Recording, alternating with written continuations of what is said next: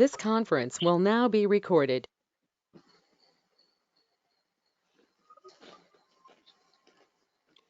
చదవగలిగే స్థితిలో ఉన్నారు కదా? పర్వాలేదు మేడం, చదువుతాను.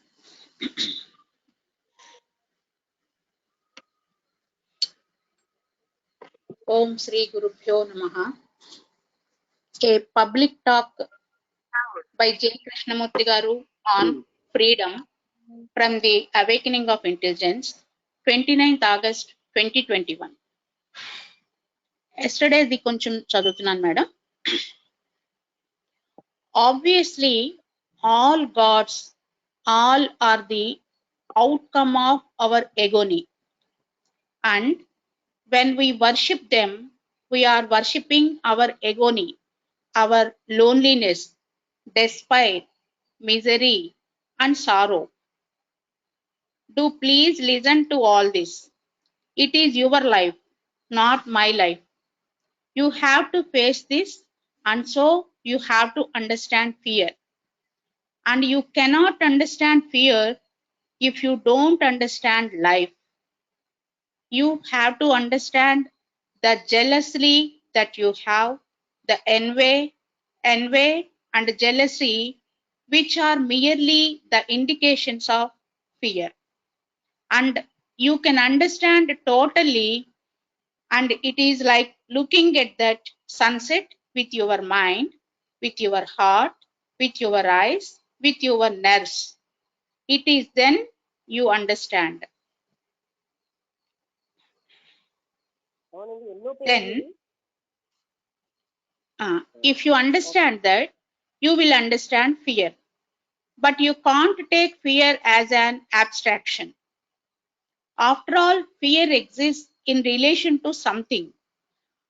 Are you not afraid of your neighbor, of the government, of your wife, of your husband, afraid of death, and so on? You have to observe, not fear, but inquire as to what has brought this about. అక్కడ వరకు అయింది madam.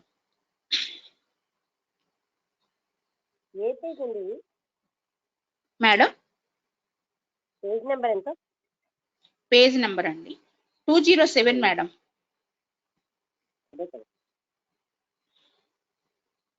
అంటే 207 లో ఏ పేరా? ముందు పేరా చదివారు? Last పేరాలోకి వచ్చాము. Now we are going to examine what living is. To which we cling so desperately. Let's study in the water. To which we cling to so desperately, the living of our daily, monotonous, tragic life.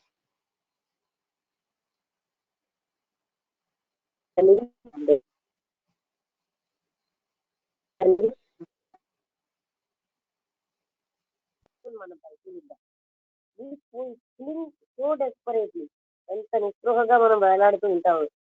The living of our daily monotonous tragic life, మనకి నిరంతరంగా ఇదే రకంగా ఉన్నటువంటి దుఃఖంతో ఉన్న ఈ జీవితం. The life of the bourgeoisie. The Pavan Kumar గారు వినిపిస్తున్నారా? వినిపిస్తుంది మేడం. ఈ బర్జియోసిస్ స్పెల్లింగ్ మీనింగ్ ఒకసారి. అలాగే.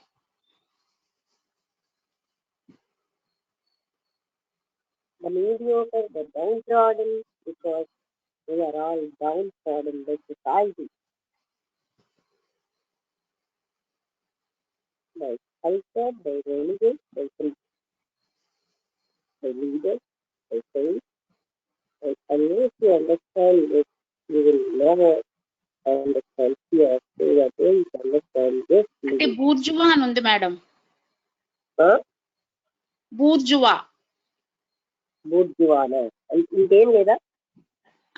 లేదు. బూర్జువా అంటే కూడా నాకు తెలియదు.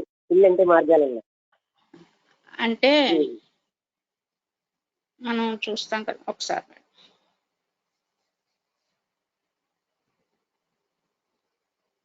బూర్జువా వ్యవస్థ అంటాం కదా మేడం మనం, అదనుకుంటున్నాను. అంటే కూడా తెలియదు.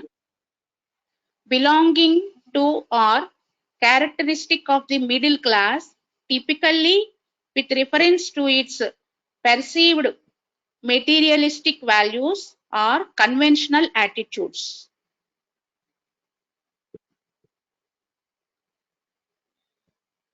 వినబట్టదు, అర్థమైంది. వినపట్లేదా మేడం? మళ్ళీ చదవనా అంటే అండి? మీ మాట అది మెటీరియలిస్టిక్ వాల్యూస్ వరకు వినబడింది, తర్వాత వినబడలేదు. Materialistic values are conventional attitudes. అదే అనమాట. ఆ లైఫ్ అంటే మిడిల్ క్లాస్ అంటే అలాంటి అంటే సాంప్రదాయకమైన ఆ యాటిట్యూడ్స్ నిబంధించ ఉండడం. Now we're going to examine what living is. జీవితం అంటే ఏంటో మనం పరిశీలిస్తున్నాం. టూ డెస్పరేషన్, మనం దీనికి చాలా నిస్పృహతో వెళ్లాడుతూ ఉంటాం. అంటే నిస్పృహ డెస్పరేట్లీ వీఆర్ లివింగ్ అది. ఏంటి మేడం?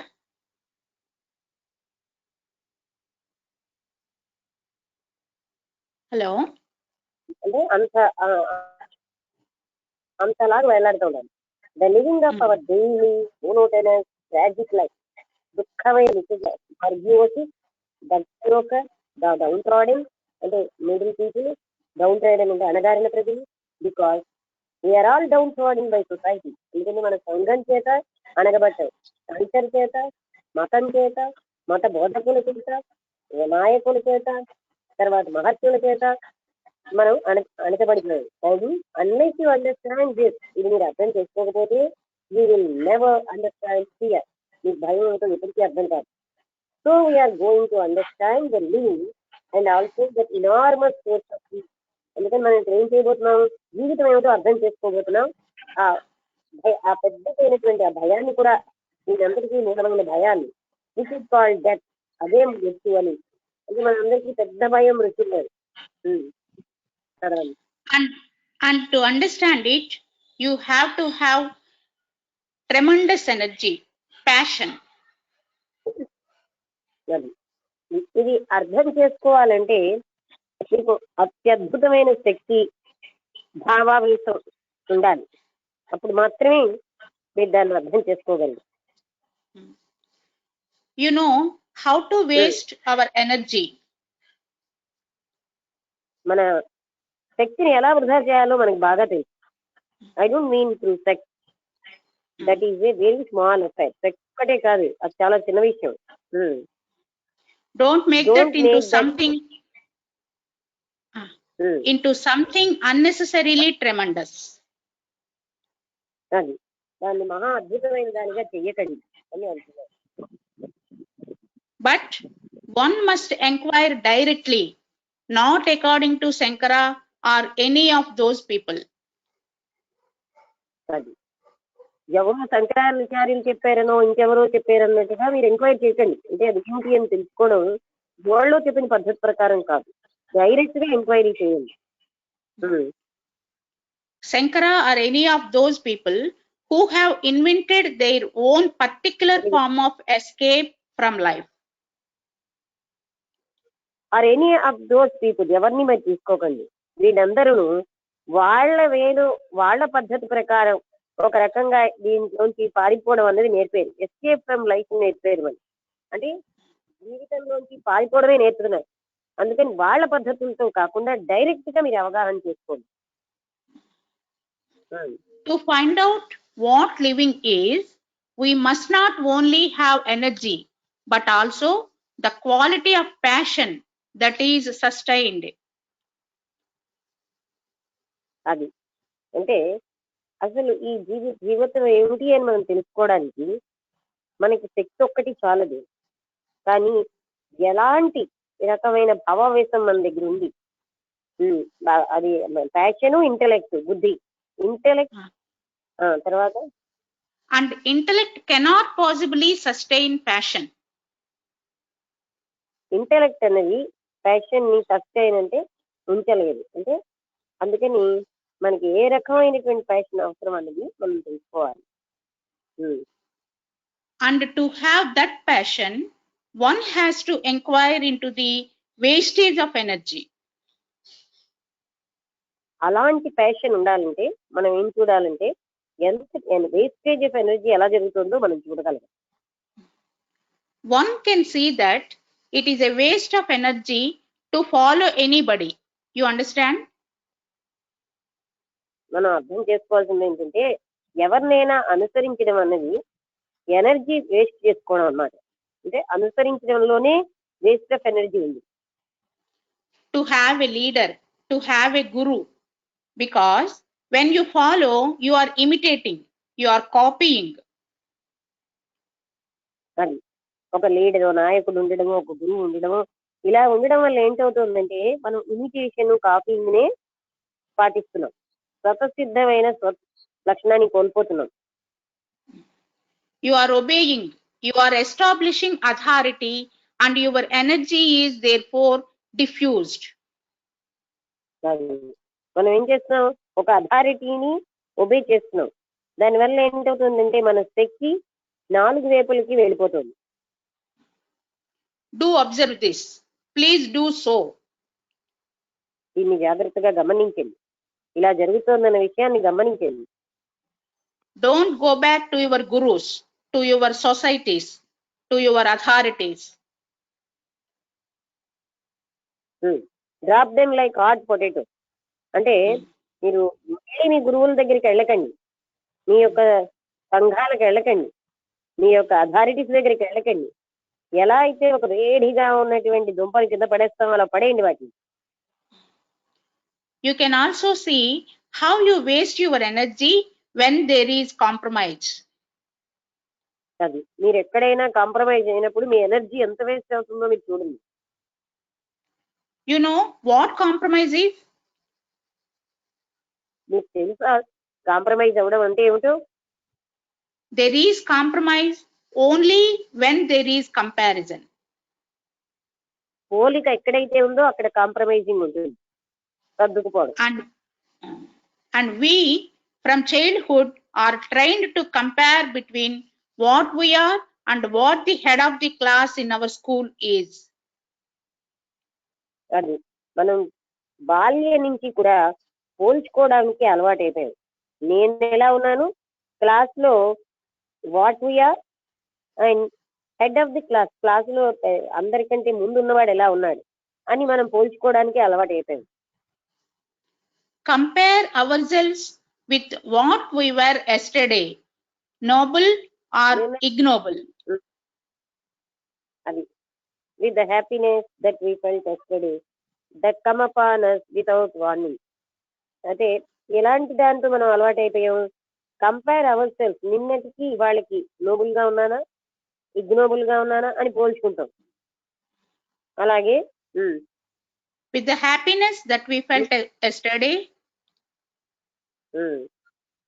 అంటే నిన్న మనం ఎంత ఆనందం అనుభవించాం, ఇవాళ ఎలా ఉన్నాం, ఇలా పోల్చుకుంటాం. that came upon us without warning. Suddenly it came, the delight of looking at a tree, at flowers, at the face of a lovely woman. A child or a man. And then we compare what is today with what was yesterday. అది మనం ప్రతి క్షణం పోల్చుకోవడంతోనే మన జీవితం అయిపోతుంది. నిన్నటికి ఇవాళకి ఎలా ఉంది, నోబుల్ గా ఉన్నానా, నిన్న ఆనందంగా ఉన్నాను ఇప్పుడు హ్యాపీగా ఉన్నానా, ఇలా పోల్చుకుంటాం. ఇదంతా కూడా మనకి వార్నింగ్ ఇవ్వకుండానే పోల్చుకోవడం వచ్చింది. సడన్ గా వచ్చేసింది. The delight of looking at a tree, ఒక చెట్టుని చూడడంలో ఉన్న ఆనందం, ఫ్లవర్స్ ని చూడడంలో ఉన్న ఆనందం, at the face of lovely women, అందమైన ఒక స్త్రీని చూడడంలో, ఒక చిన్న పిల్లవాడిని, చైల్డ్ అంటే ఒక శిశువుని లేదా ఒక మనిషిని చూడడంలో ఉన్న ఆనందం. And then we compare what is today with what was yesterday. ఈ వాళ్ళతో నిన్నటిని పోల్చుకుంటాం. ప్రతి క్షణము పోల్చుకోవడమే. This comparison, this measurement is the beginning of compromise. ఇలా పోల్చుకోవడం వల్లే మనం కల్పించుకోవడం అనే దానికి వచ్చాం. ఈ కంపారిజన్ వల్లే వాళ్ళు ఇలా ఉన్నారు నేను ఇలా ఉన్నాను అంటూ అక్కడ సరిపుచ్చుకోవడాలి. ఈ కాంప్రమైజేషన్ వచ్చేసింది. కంపారిజన్ లేకపోతే కాంప్రమైజేషన్ లేదు. Do please look at this for yourself. ఇది మీ అంతటి మీరుగా చూసుకోండి. Find out the truth of it, that the moment you have a measure which is comparison, you are already compromising. మీరు ఎప్పుడైతే find the truth of it, అందులో ఉన్న నిజాన్ని చూడండి. ఏ క్షణం అయితే మీరు ఇలాగా పోల్చుకోవడం చేస్తున్నారో మీరు అప్పుడే కాంప్రమైజింగ్ లోకి వచ్చేస్తున్నారు. When you say that man is an ICS, he earns so much, he is the head of this or that, you are comparing, judging. Placing people, చదవండి ఇక్కడ నా review. Placing people as important, not as human beings, but according to their degrees, their qualities, their earning capacity, their job, their PhDs. And a whole lot of alphabet after their names. And so you are comparing yourself with another. Whether the other is a saint, a hero, a god, an idea, or an ideology, comparing, measuring, and all this breeds compromise, which is a tremendous wastage of energy.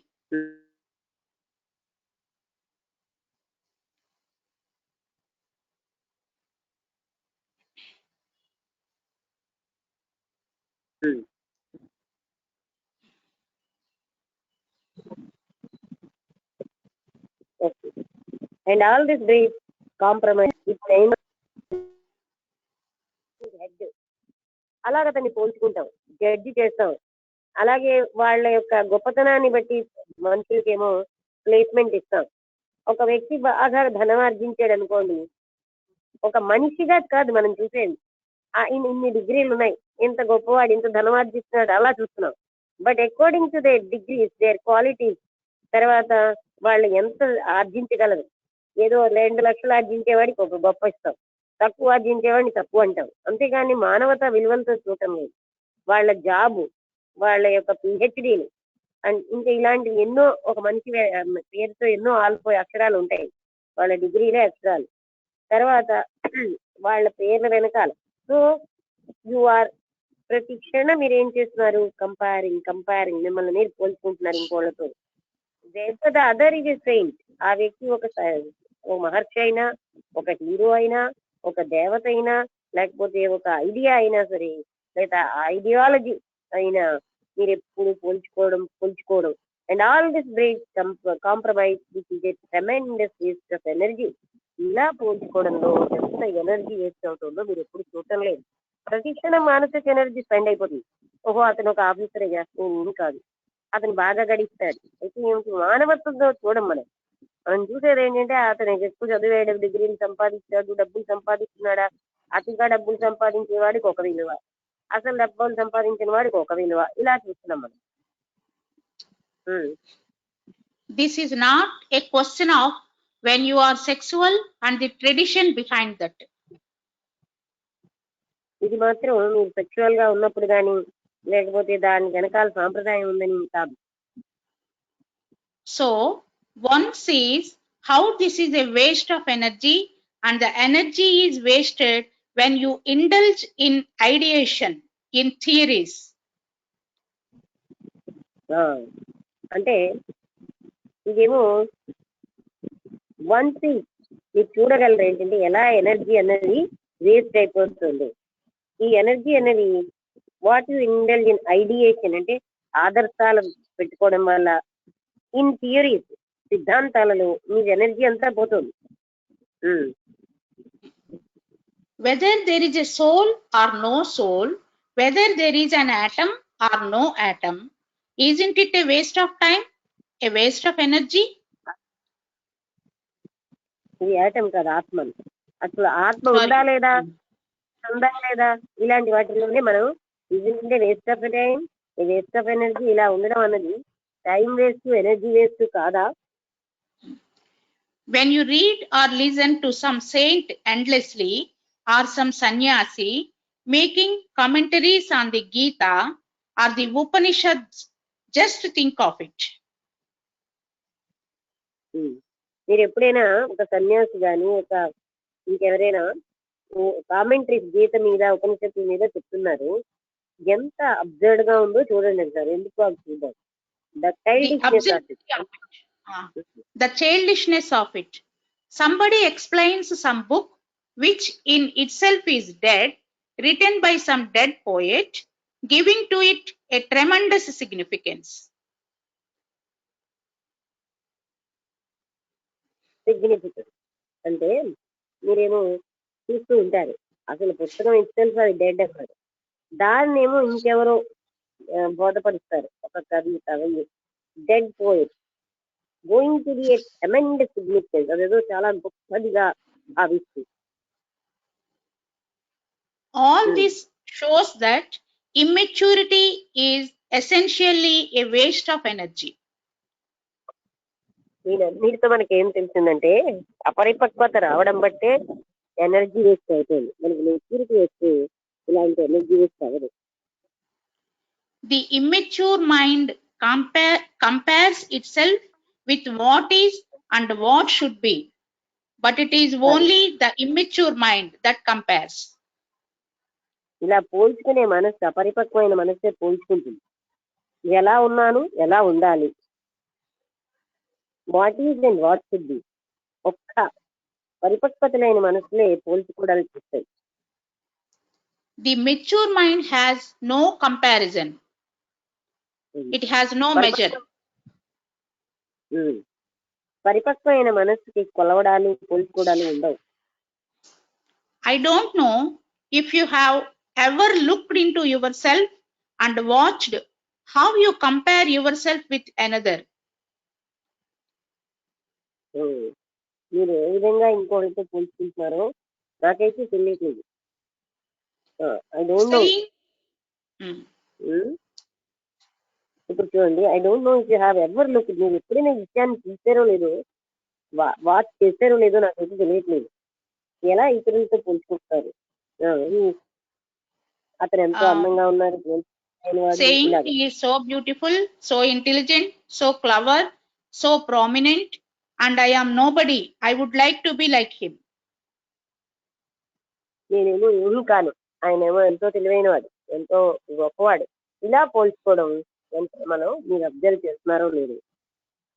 Or she is so beautiful, has a good figure, has a nice mind, intelligent, bright, better. అలాగే ఆవిడ ఎంతో బాగుంది, చాలా మంచి figure ఉంది, మంచి మనసు ఉంది, తెలివైంది, చాలా బ్రైట్ గా బెటర్ గా ఉంది, ఇలాగా అన్నమాట. We think and function in this comparative measuring world. ఇలాగ మనం కొలుచుకునేటటువంటి పోల్చుకునే జీవితంలోనే ఉంటూనే మనం ఆలోచించడానికి అలవాటు అవుతుంది. And if you have ever questioned and observed, maybe you have said, no more comparison, no more comparison with anybody, not with the most beautiful actress. అయితే and if you have ever question, మీరు ఎప్పుడైనా ప్రశ్నించుకుని observe చేసారా, you have side, ఇంకెప్పుడు నాకు comparison ఉండకూడదు, ఇంకా నాకు comparison ఎవరితో వద్దు, నాట్ విత్ ద మోస్ట్, ఎంతో అందమైన యాక్ట్రెస్ తో కూడా నేను పోల్చుకోను. You know that the beauty is not in the actress. Beauty is something total, not in the face, in the figure, in the smile. But where there is quality, but where there is a quality of total comprehension,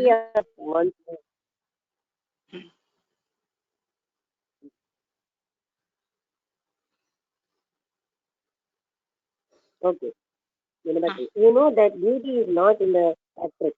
beauty అన్నది ఆ actress లో లేదు. Beauty is something total, సంపూర్ణతతోటే ఉంటుంది.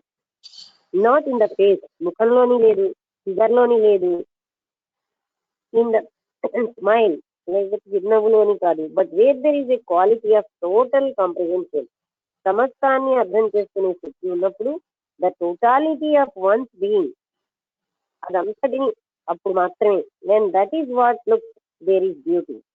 అలాగా సంపూర్ణంగా చూసినప్పుడే సౌందర్యం అన్నది మనకు తెలుస్తుంది. మేడం, ఇప్పుడు where there is a quality of total comprehension అనేది చూసే వాళ్ళక ఉన్న వాళ్ళక? చూసేవాడు. కాంప్రిహెన్షన్ అంటే అండర్స్టాండింగ్ కదండి, చూసేవాడికి అండర్స్టాండింగ్. అది ఇప్పుడు అదే అండర్స్టాండింగ్.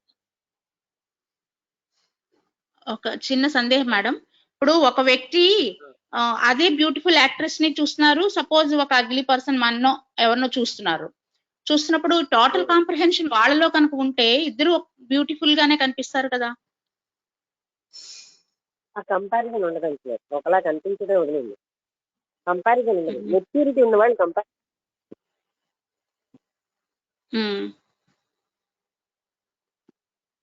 ఎవరు అపరిపక్వంగా ఉన్న వాళ్ళే పోల్చుకోవడాలు ఉంటాయి.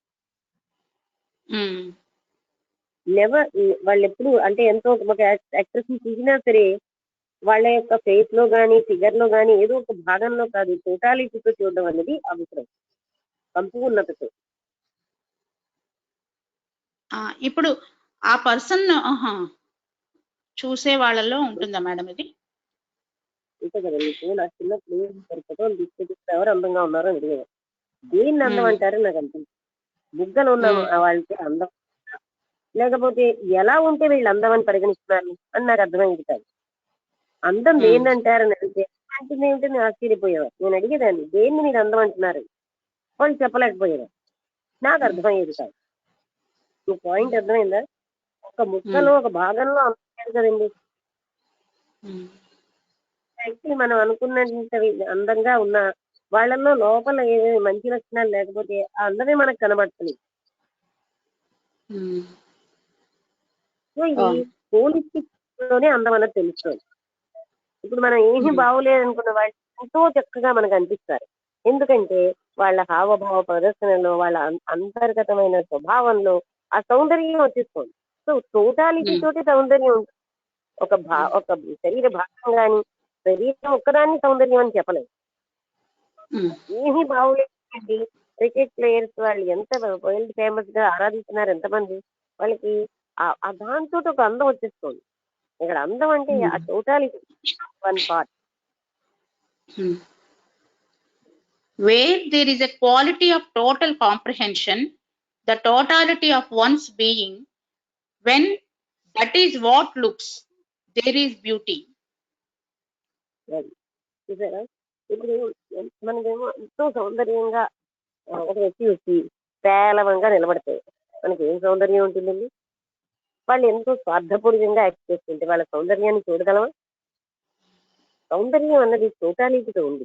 వాళ్ళ అంతర్గతమైన స్థితి, భాష అన్ని కలుపుతూనే సౌందర్యం వస్తుంది. మనం చాలా మందిని సౌందర్యంగా ఉన్న వాళ్ళని చూస్తున్నాం, అంటే బాహ్యంగా సౌందర్యం లేదు కానీ వాళ్ళని మనం ఎంతో ప్రేమిస్తాం, వాళ్ళు మనకి ఎంతో సౌందర్యంగా కనబడతారు. ఎందుకంటే టోటాలిటీతో సౌందర్యం ఉంది. హనుమంతుడే తీసుకోండి, వినాయకుడే తీసుకోండి, వాళ్ళలో ఏం సౌందర్యం ఉంది? ఆ టోటాలిటీ తోటి ఆ ఫిగర్ ని మనం ప్రేమిస్తున్నాం. Do watch it in yourself. Please try it or rather do it. ప్రయత్నించండి, మీరు చూడండి ఏం చేస్తున్నారని.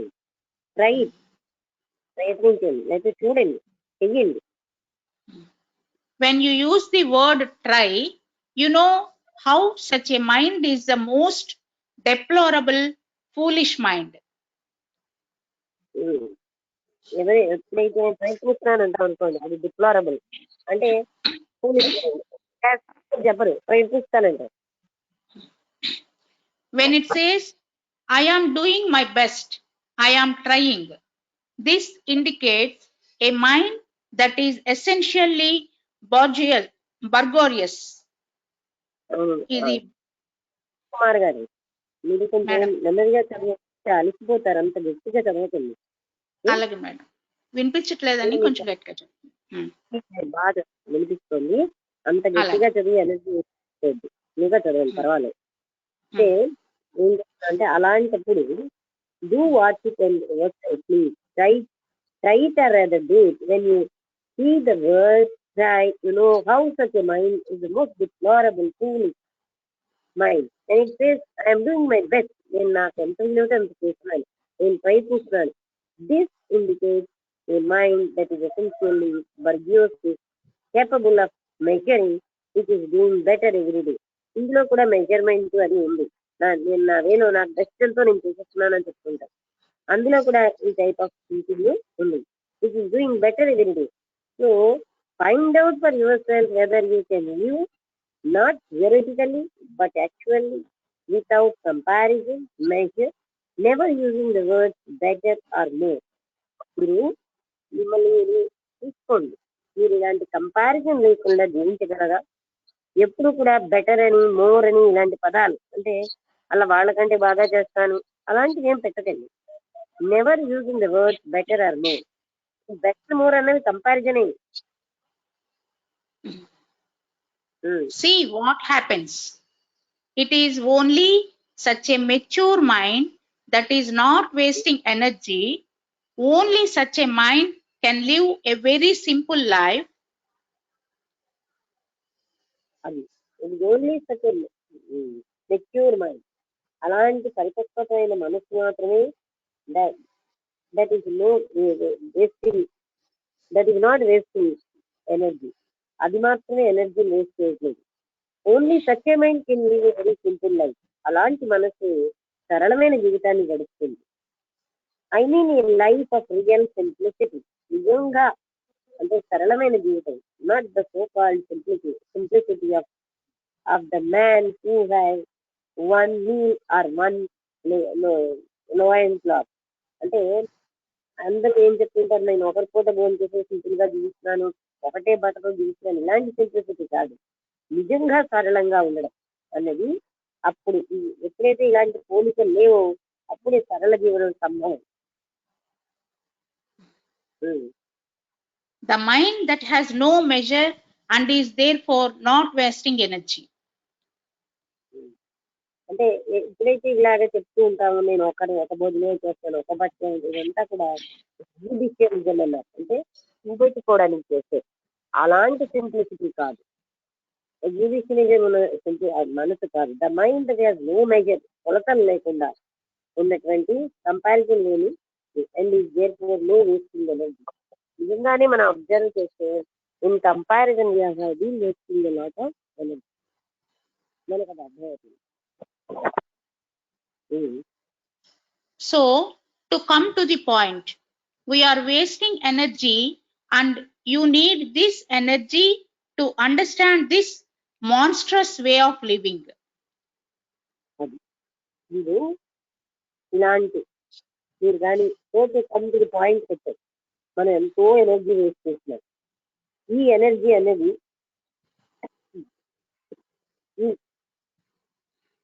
Energy to understand this monsters way of living.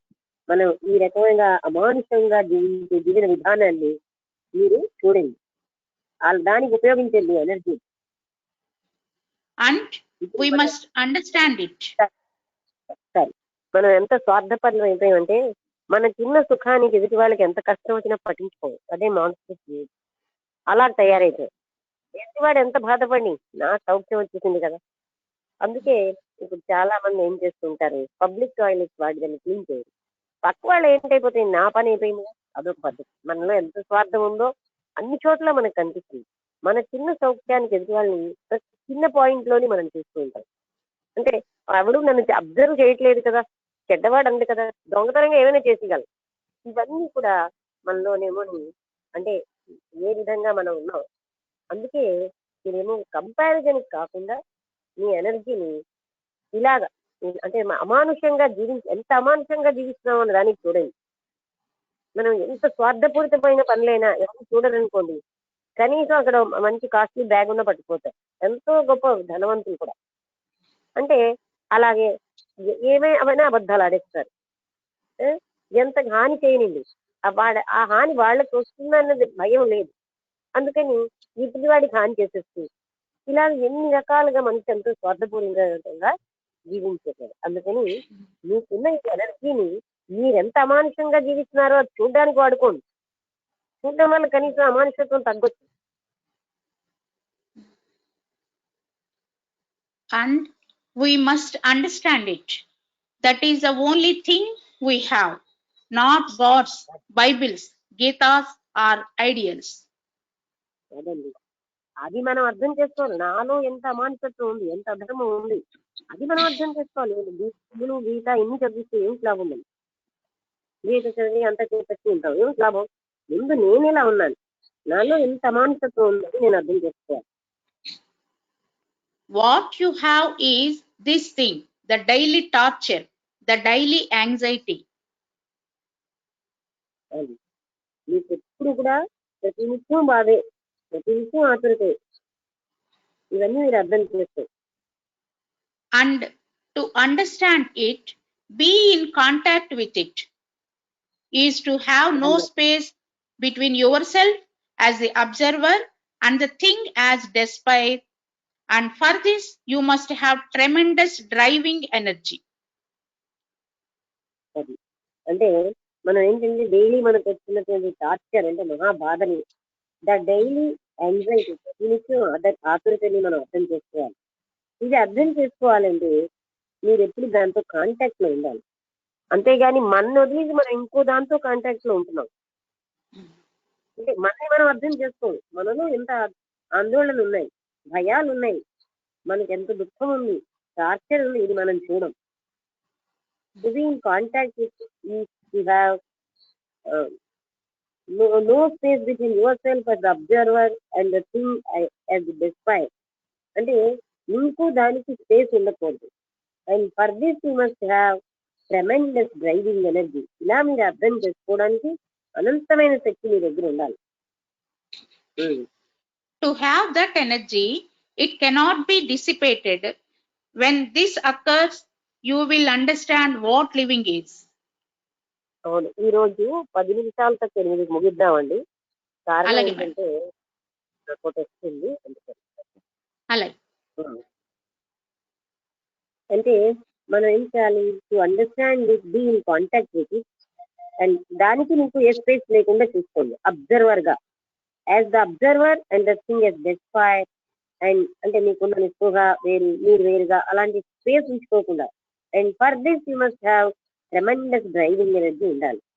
You have that energy, ఆ శక్తి మీకు ఉండాలంటే అదేమో ఇట్ కెనాట్ బి డిసిపేటెడ్, అదేమో 4 వైపులకు వెళ్ళిపోకూడదు. Then this occurs you will understand what living is. ఆ శక్తిని 4 వైపులా ఖర్చు పెట్టేస్తున్నారు, దాన్ని అలా పెట్టకుండా చూస్తే అప్పుడు మీకు అర్థమవుతుంది ఏం జీవితం అంటే ఏంటి, జీవించడం అంటే ఏంటి. Then there is no fear of life, of the moment of life. అప్పుడు మీకు జీవితం అంటే భయం అయింది. జీవించడంలో ఉన్నటువంటి ఏ రకమైన మూమెంట్ మీకు భయాన్ని కలిగించదు. You know what a movement is? Movement అంటే కదలిక. మూమెంట్ అంటే ఏమిటో మీకు తెలుసా? A movement has no end and no beginning. ఏ మూమెంట్ కి బిగినింగ్ లేదు, ఎండ్ అవడం లేదు. And therefore, the movement in itself is the beauty, the glory. ఆ కదలికే, ఆ మూమెంటే ఒక రకమైన సౌందర్యమైనటువంటి వైభవం అయింది. ఆర్ యూ ఫాలోయింగ్ దిస్ అని అడుగుతున్నారు, విన్నారా? So, life is this moment, and to understand it, there must be freedom, there must be energy. అందుకని జీవితానికి ఇలాంటి ఒక చలనం ఉంది. దీన్ని అర్థం చేసుకోవాలంటే మీకు స్వేచ్ఛ ఉండాలి, మీకు శక్తి ఉండాలి. And to understand death is to understand something which is closely related to life. మృత్యువుని మీరు అర్థం చేసుకుంటారంటే ఏంటి? మీ జీవితంతో చాలా సన్నిహిత సంబంధం ఉన్నదాంతో మీరు అర్థం చేసుకుంటున్నారు. ఎందుకంటే మృత్యు మనకి సన్నిహితంగా ఉంది. పుట్టిన దగ్గర నుంచి మనతో ఉన్నది మృత్యువే. You know, beauty, not in pictures, not in a person, not in the tree or in the cloud or in the sunset. Beauty cannot be divorced from love. అదండి, ఏనో బ్యూటీ. మీ సౌందర్యం అంటే తెలుసా? అది బొమ్మల్లో కాదు, వ్యక్తిలో కాదు, చెట్లలో కాదు, లేదా మేఘాల్లో కాదు, సూర్యాస్తమయంలో కాదు. Beauty cannot be divorce from love. ప్రేమకి సౌందర్యానికి విడదీయలేదు. And where there is love and beauty, there is life, and also there is death. అదే ఎక్కడైతే ప్రేమ సౌందర్యం ఉంటాయో ఆ రెండు ఉన్న దగ్గర తప్పనిసరిగా అక్కడ జీవం అనేది ఉంది, మృత్యు అనేది ఉంది. You cannot separate one from the other. ఒకదాని నుంచి మరొక దాన్ని మీరు విడదీయలేదు. The moment you separate, there is conflict. There is no relationship. రెండింటిని విడదీయడం వల్ల సంఘర్షణ, రెండింటికి సంబంధం ఇది లేనట్టు అయిపోతాయి. So we have looked not in great detail or widely, perhaps, but we have looked at life. అందుకని మనం we have look not in great details అన్నిటితో కాదు, లేకపోతే విశాలంగా చూడలేదు. బహుశా మనం ఈ జీవితాన్ని ఒకసారి చూసాం. We have look at life.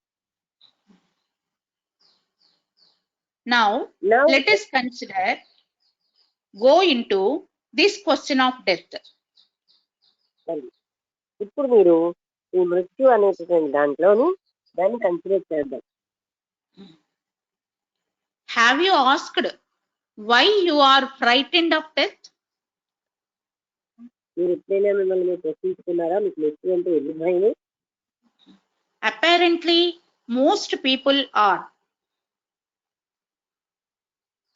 నిజంగా చెప్పాలంటే చాలా మంది భయపడుతూనే ఉంటారు. అపారెంట్లీ అంటే అపియరెన్స్ లో అలా ఉంటారు.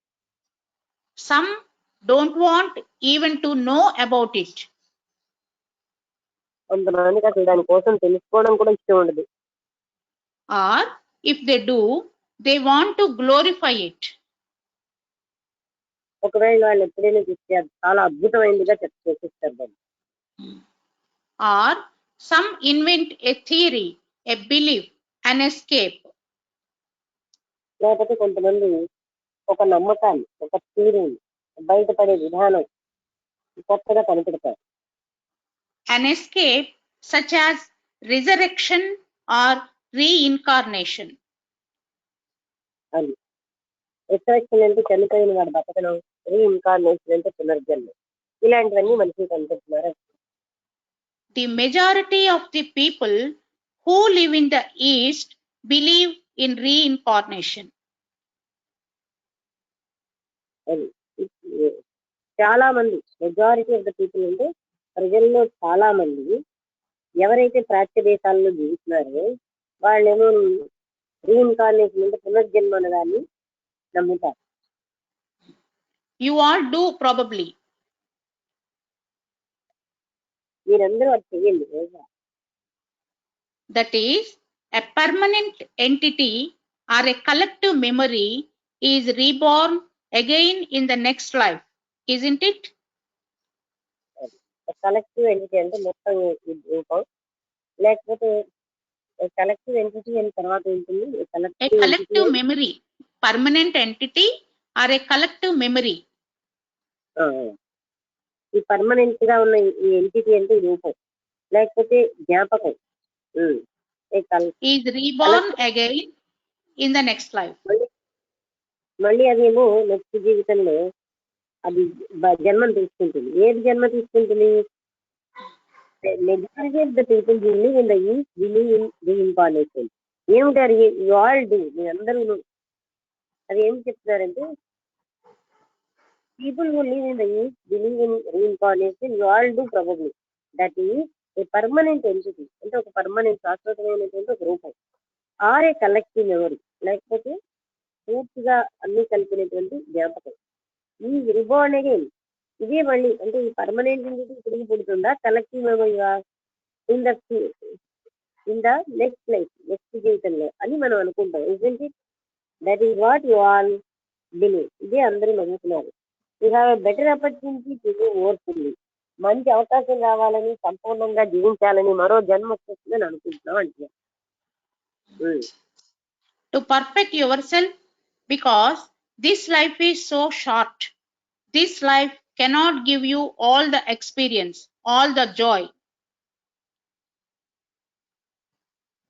అది అంటే యు ఆల్ డూ ప్రాబబ్లీ అంటే that is what you all believe reward again in the next life.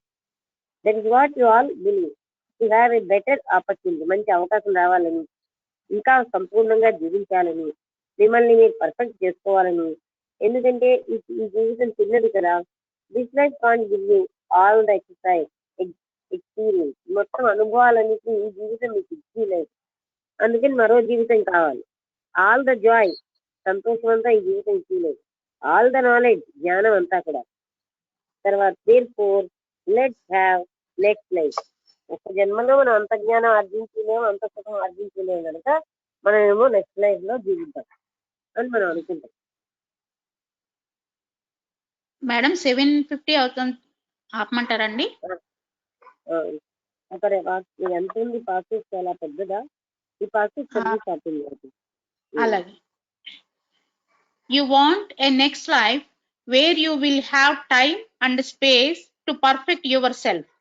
So hey, you have that belief. మీకు నమ్మకం ఏంటంటే మిమ్మల్ని మీరు పరిపూర్ణంగా చేసుకోవడానికి మీకు నెక్స్ట్ జీవితం అనేది మరొక జన్మ ఉంటుంది. Where you will have time and space. అక్కడ మిమ్మల్ని మీరు పర్ఫెక్ట్ చేసుకునే అవకాశం ఉంటుంది. మీకు ఆ నమ్మకం ఉంది.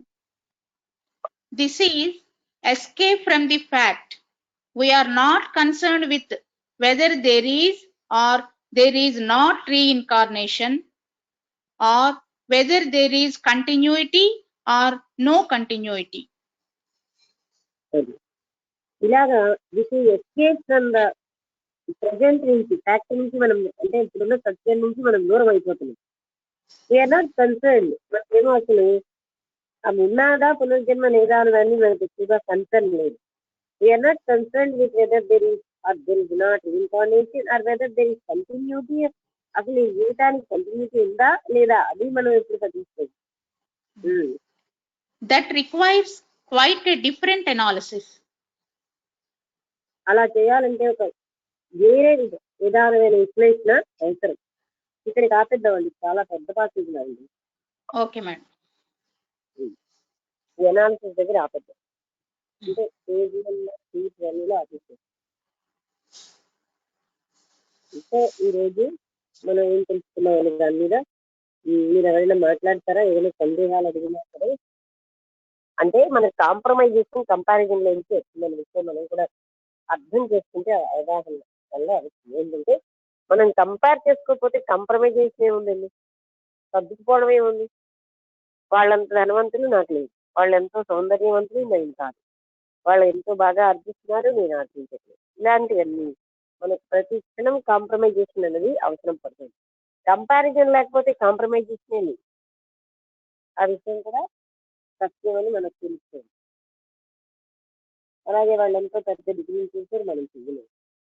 గొప్ప ఆదర్శాలు ఉండడం, ఇలాంటివి అన్నీ మనం పోల్చుకుంటూ ఉంటాం. అంత ఐడియాలజీ నాకుందా, ఇవన్నీ. సో ఈ కాంప్రమైజ్ అవ్వడం అనేది మనం ఎందుకో మొదటి నుంచి అలవాటు అయిపోయాం అంటున్నాం.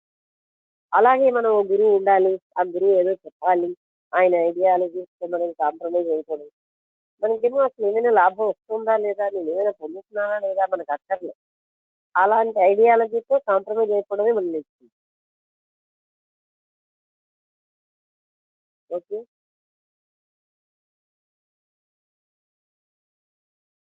ఎవరైనా మాట్లాడతారా?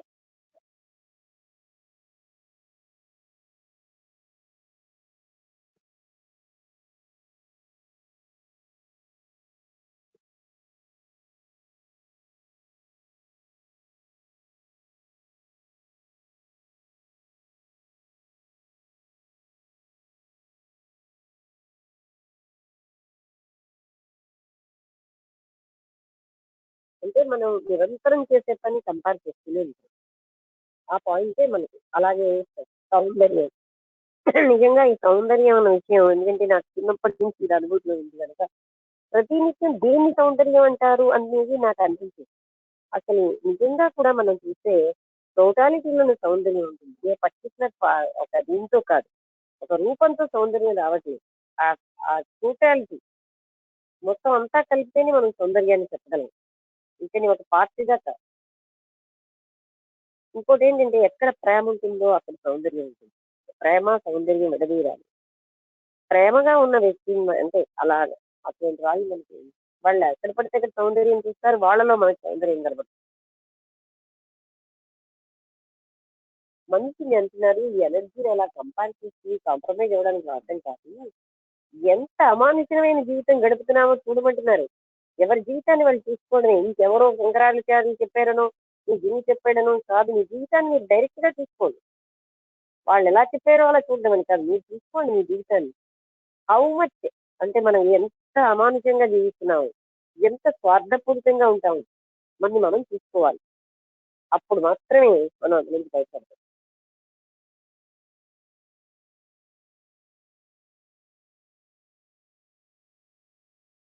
ఇప్పుడు చూడండి, కరోనా వచ్చింది. లేకపోతే ఆ వ్యక్తి ఏం చేస్తూ ఉంటాడు, బయటికి వెళ్ళి ఇంటికి స్నానం చేయకుండా, అంటే కరోనా ఉన్న వాళ్ళందరినీ ఇక ముట్టుకుని లోపలికి వచ్చేసి మాట్లాడేసి అంటే అంగీ ముట్టేసుకోవడం అది ఎంతవరకు లేదు. నా వల్ల ఇంకొకరికి వ్యాపించకూడదనేది లేదు. అలాగే నాకు కష్టంగా ఉంది కదా అని చెప్పి తన సౌఖ్యం తీసుకోవడం, ఇతరులకు ఎంత బాధ పెట్టినా పర్వాలేదు తన సౌఖ్యం తీసి, ఇదంతా అమానుషత్వం కాదండి. ఇప్పుడు మనం అశుభ్రంగా ఉంటే మనకి దానివల్ల జబ్బులు వ్యాపించాలి. ఇంకోటి జబ్బులు వస్తే నాకేం పోయింది, నా సౌఖ్యం అయిపోయింది కదా. తాత్కాలిక చిన్న సౌఖ్యం కోసం మనం ఎంత అమానుషమైన పనులు చేస్తూ ఉంటాం.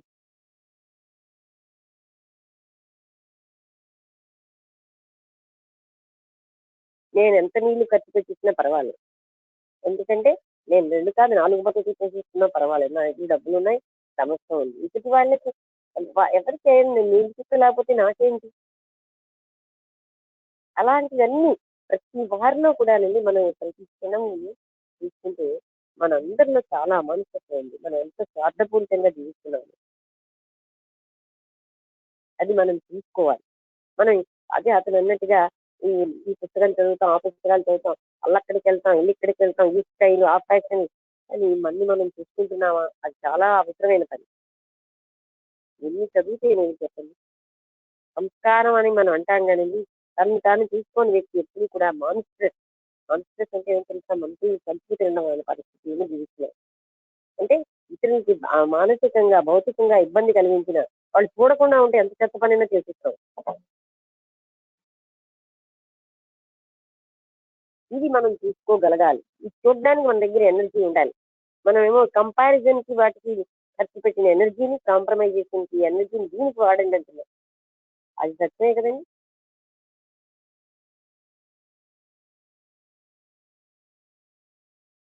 పక్కవాడు అనుకోవాలి నాకు సంస్కారం ఉందని, నాకు లేకపోయినా పర్వాలేదు. పక్కవాడికి నేను పెద్ద మనిషిలా కనబడాలి.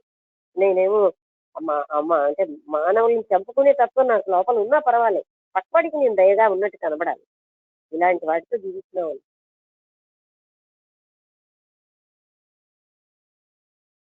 నిజమైన దయ కోసం ప్రయత్నించి మనం ఆలోచించాం, నాలో అసలు ఉందా. అందుకే ప్రేమ ఉంటేనే సౌందర్యం. ప్రేమ ఉన్నదంటే కన్సర్న్ ఫర్ ఆల్ వచ్చేస్తుంది. నాకెంత ఇబ్బందో వాళ్ళకెంత ఇబ్బంది అని ఆలోచిస్తాం. అందుకే మనందరం కూడా హిపోక్రటిక్ లైఫ్ ఎప్పుడు మనం చూసుకో, మనం అంత అమానుషత్వంగా జీవిస్తున్నాము.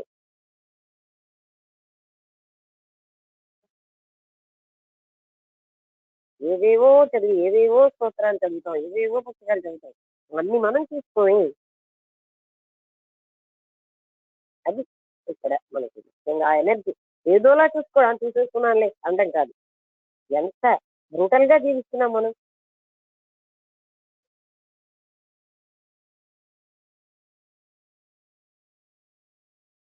పాలిచ్చేవాడు పాలన ఎంతమందికి నీళ్లు కల్పిస్తాడు, బిజినెస్ చేసేవాడు ఎన్ని రకాల చెత్తలు కల్పిస్తాడు, ఎవరి ఆరోగ్యం ఏమిటి, వంటలు వండే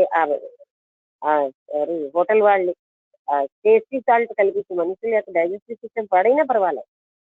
అంత వాళ్ళందరూ ఎందుకు, ప్రతి ఒక్క వ్యక్తిలోనే ఉంది నా సౌఖ్యం.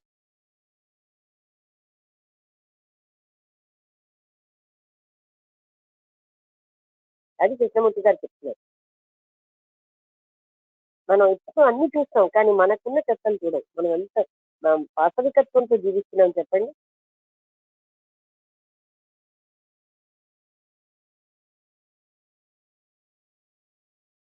ఒక వ్యక్తి ఏదైనా ఒక మంచి వాడిని ఆదరించారనుకోండి, మనమేమో పైకి వాళ్ళు ఎంతో బాగా అంటుని లోపల ఇంకా బాధలు పెడుతుంటాం, ఇంకా ఆశించేస్తూ ఉంటాం. ఏదో ఒక ఓ 10 రూపాయలు, 50 రూపాయలు, 100 రూపాయలు ఇస్తే 200 ఎందుకు ఇవ్వలేదని ఆలోచిస్తున్నాం. అంటే అలా ఉంది మన పరిస్థితి. పైకి ఏమిటి కృతజ్ఞత అంటే అంతర్గతంగా బాధిస్తారు. సో ఇవన్నీ మనం చూసుకుంటే కానీ పోయేది కాదు.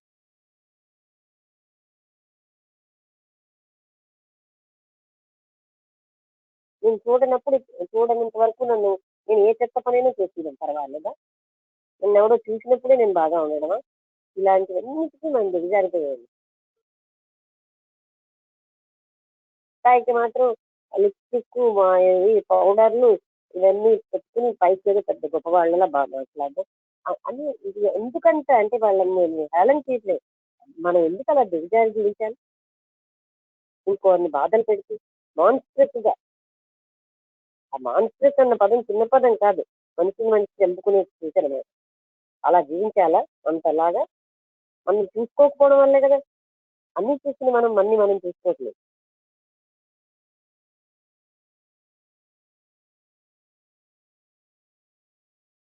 ఎవరైనా మాట్లాడతారా?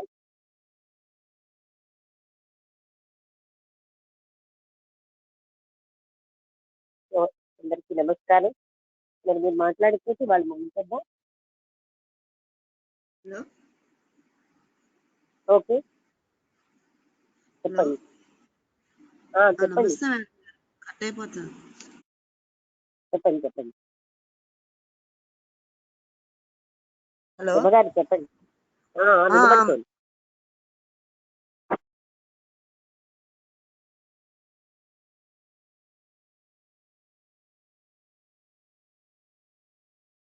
చెప్పండి, వినబట్టం లేదా? మీరు మాట్లాడుతున్నారా లేదా?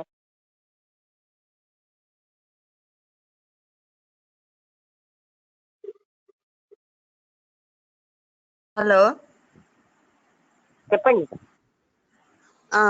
అదే సిగ్నల్ పోయిందండి మళ్ళీ.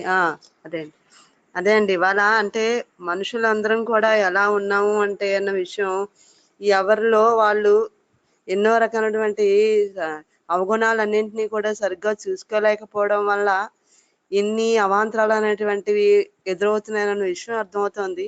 తర్వాత ఈ పోలిక అనేటువంటి చిన్న బాల్యం నుంచి కూడా వేరే వాళ్ళతో పోటీ పడి చూస్తూ ఉండడం, వాళ్ళకన్నా బాగా చదవడం ఇలా. హలో వినబడుతోందండి, చెప్పండి. ఉమ్.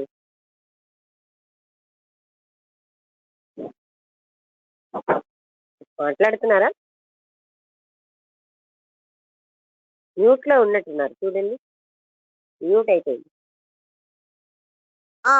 అవును మేడం, మ్యూట్ లోకి వెళ్ళిపోయింది. అదే అండి, ఈ కంపారిజన్ అనేటువంటిది చేసుకోవడం వల్ల చిన్నప్పటి నుంచి కూడా కొంతమంది పిల్లలందరికీ కూడా వాళ్ళతో పోటీ పడి వాళ్ళకన్నా ఎక్కువ బాగా చదవాలి అని అంటే ఇలాంటివన్నీ కూడా చేయడం వల్ల ఏంటంటే వాళ్ళలో కూడా ఒక రకమైనటువంటి ఈ ఎక్కువ ఇంకా బాగా చదవడం, పోటీ పెరిగి ఇలా చేయడం వల్ల వాళ్ళలో కొన్ని అహంకారం అనేటువంటివి కూడా రావడానికి చాలా రకాలైన అవకాశాలు అనేవి కూడా ఏర్పడుతున్నాయండి. అంటే పాయింట్ ఎవరి ఏంటి ప్రభ గారు, ఇలా పోల్చుకోవడం వల్ల మనం ఎనర్జీ కోల్పోతున్నామండి.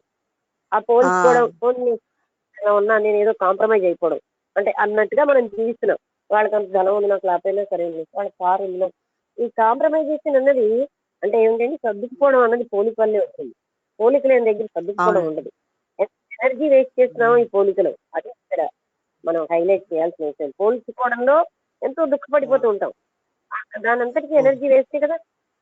ఆ కాంప్రమైజ్ ఇప్పుడు ఎనర్జీ వేస్ట్ ఇలా మనం చూసుకోవడానికి గురువు సహాయం అవసరం అండి. నాలో ఎంత అంటే ఏమంటారు, మనిషిని మనిషి చంపేటటువంటి క్రూరత్వం ఉందని చూసుకోవడానికి ఒక గురువు సహాయం అవసరమా?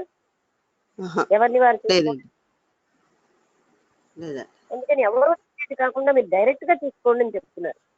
అది చూసుకోకపోవడం వల్ల చూడనప్పుడు వేరే రకంగా ప్రవర్తించడాలు, క్రూరంగా ఉండడాలు. అవునండి, దీనివల్ల చాలా రకమైన ఎనర్జీ అంతా కూడా అనవసరంగా వేస్ట్ అవడం అనేటువంటి జరుగుతుందండి. కరెక్టేనండి. ఎవరికి వాళ్ళు చూసుకోవడం అనేటువంటిది రావాలండి. ఇది కరెక్టే మేడం. అది ఈ పాయింట్ బాగా నాలో అర్థమైంది. నేను ఎంత క్రూరుని, నేను ఎంత క్రూరమైన పనులు చేస్తాను, ఎదుటివాడి కష్టాన్ని అసలు పట్టించుకొని అని ఏంటంటే ఎదుటివాడికి ఏమి ఇబ్బంది అవుతుందని చూడండి, నా స్వార్థం చేసుకుంటున్నాను. ఇలాంటి పాశవిక లక్షణాలన్నీ మానవుల్లో ఉన్నాయి కదండి. ఉమ్, అవునండి. నా స్వార్థం 5% స్వార్థం, 99% ఎదుటివాడికి కష్టం కలిగినా నాకేం పర్వాలేదు. వాళ్ళు చూడటం లేదుగా. పెద్ద మనిషిగా చలామణి అవుతూ ఎంతమంది అండి ఇలాంటి పనులు చేస్తున్నారు సత్యం వెనకాల. కారణం వాళ్ళని వాళ్ళు చూసుకోరు. గురువులు అన్న వాళ్ళు అంతే, పై వాళ్ళందరికీ ఇతమని చెప్తారు, వాళ్ళు మాత్రం నీచాతమైన జీవితం గడుపుతూ ఉంటారు.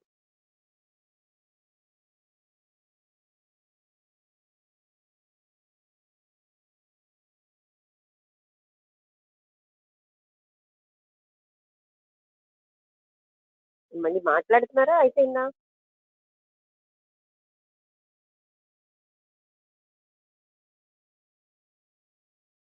ఉమ్, ఓకే ఓకే.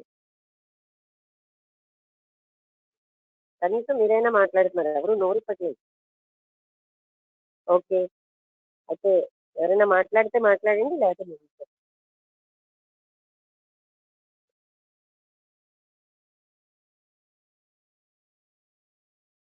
మనకేంటంటే సోషల్ స్ట్రక్చర్ కూడా నువ్వు ఎంత చెత్తగా ఉన్నా కానీ బయట వాడికి మాత్రం బాగా కనబడుతుంది. అదా అదా నాగరికత. అన్ని మనం చూసుకున్న నాడు ఇలాంటి పనులు చేస్తామా?